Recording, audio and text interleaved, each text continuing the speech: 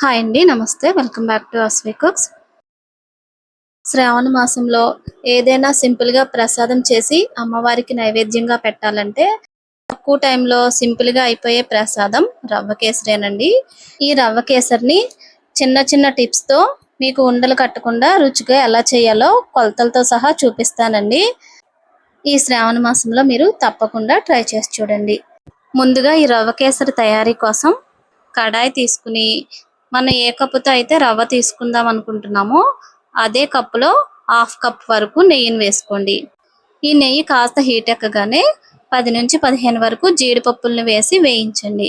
ఈ జీడిపప్పులు మీరు ఇష్టాన్ని బట్టి కాస్త ఎక్కువైనా సరే వేసుకోవచ్చండి. కొద్దిగా కిస్మిస్ కూడా వేసి వీటిని లో ఫ్లేమ్లో దోరగా వేయించాలి.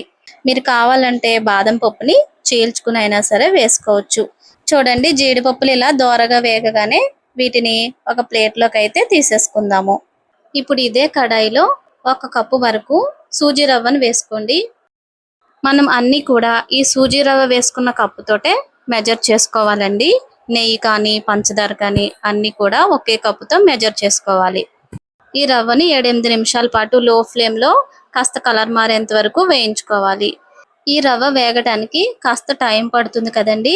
ఈలోపు మనం ఒక గిన్నెలోకి 4 కప్పుల వరకు నీళ్ళని తీసుకోవాలి. మనం ఏ కప్పుతో అయితే రవ్వను తీసుకున్నామో అదే కప్పుతో కొలుచుకోవాలండి. ఇలా నీళ్లు పోసిన తర్వాత ఈ నీళ్లను మరొక స్టవ్ పై పెట్టి మరిగించాలి. ఈ నీళ్లు మరిగేలోపు మనకు రవ్వ అయితే ఇలా దోరగా వేగి ఉంటుందండి. రవ్వ ఇలా దోరగా వేగగానే మనం మరిగించుకున్న నీళ్లను ఈ రవ్వలో వేసేసుకోవాలి. ఇలా మరిగించిన నీళ్లు వేయటం వల్ల రవ్వ కేసరి ఉండలు కట్టదండి. మనం గరిటెతో కలపకపోయినా సరే ఏం పర్వాలేదు. ఇలా రవ్వ వేసిన తర్వాత ఒకసారి కలిపి దీన్ని కాస్త దగ్గర పడేంత వరకు ఉడికించాలి. రవ్వ ఇలా దగ్గర పడిన తర్వాత కప్పున్నర వరకు పంచదారని వేసుకోండి.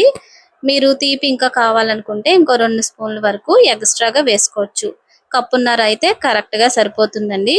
ఇప్పుడు గరిటెతో కలుపుతూ ఉంటే పంచదార కరిగి కాస్త పలచగా అవుతుంది. ఇలా పలచగా అయినప్పుడు చిటికెడు ఫుడ్ కలర్ అయితే వేస్తున్నానండి. ఈ ఫుడ్ కలర్ అనేది మీ ఆప్షనల్ అండి. మీరు కావాలంటే వేసుకోవచ్చు, లేదంటే స్కిప్ చేసేయచ్చు.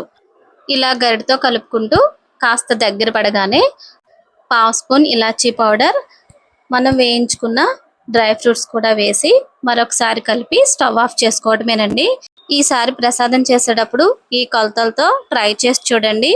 మీకు చాలా పర్ఫెక్ట్గా ఈ ప్రసాదం అయితే కుదురుతుంది. ఇలా ఒకసారి ట్రై చేసి మీకు ఎలా వచ్చిందో కామెంట్ చేయడం మాత్రం మర్చిపోకండి. ఈ వీడియో కనుక మీకు నచ్చినట్లయితే మీ ఫ్రెండ్స్కి రిలేటివ్స్కి షేర్ చేసి ఛానల్ని సబ్స్క్రైబ్ చేసుకోండి. మరొక మంచి రెసిపీతో మళ్ళీ కలుసుకుందాం. Thank you for watching.